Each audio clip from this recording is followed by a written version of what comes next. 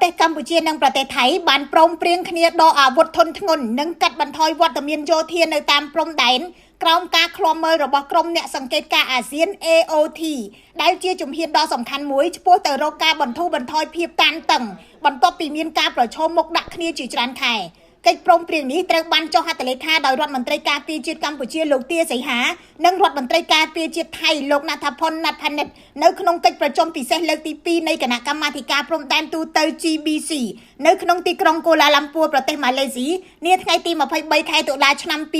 2025ក្រោមវត្តមានអ្នកសង្កេតការណ៍មកពីប្រទេសម៉ាឡេស៊ីនិងសហរដ្ឋអាមេរិកនៅថ្ងៃតែមួយប្រទេសទាំងពីរក៏បានចុះហត្ថលេខាលើលក្ខខណ្ឌប្រតិបត្តិរបស់ក្រុម AOT ផងដែរដើម្បីឆ្ពោះទៅបង្កើតក្រុម AOT នេះដែលភាគីថៃតែងតែរាំងខ្ទប់នាពេលកន្លងមកជាក្រុមដែលអន្តរជាតិរំពឹងទុកយ៉ាងខ្ពស់ថាអាចធានាបាននូវសន្តិភាពយូរអង្វែងរវាងកម្ពុជានិងថៃបន្ថែមពីលើក្រុមបណ្ដោះអាសន្ន IOT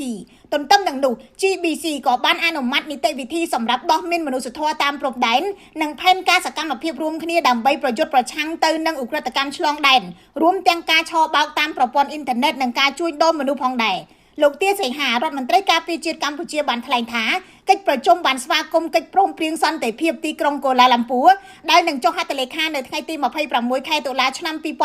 2025ដែលនឹងត្រួសត្រាយផ្លូវសម្រាប់ការដោះលែងទាហានកម្ពុជាដែលជាប់ឃុំនៅប្រទេសថៃចំនួន18នាក់ដោយឡែកចំពោះការដោះស្រាយចំនួនខ្សែបន្ទាត់ព្រំដែនជាពិសេសនៅភូមិជោគជ័យនិងភូមិព្រៃច័ន្ទដែលថៃទាមទារឲ្យពលរដ្ឋខ្មែរចាក់ចេញនិងបានចែកប្លង់ដីរបស់ខ្មែរឲ្យទៅពលរដ្ឋរបស់ខ្លួនគណៈកម្មការចម្រុះខណ្ឌសីមាព្រំដែនគោក JBC និងចុះវាស់វែងនិងបោះបង្គោលព្រំដែនបណ្ដោះអាសន្នឡើងវិញដែលលោកនាយករដ្ឋមន្ត្រីកម្ពុជាហ៊ុនម៉ាណែតអះអាងថានឹងប្រើផែនទី1លើ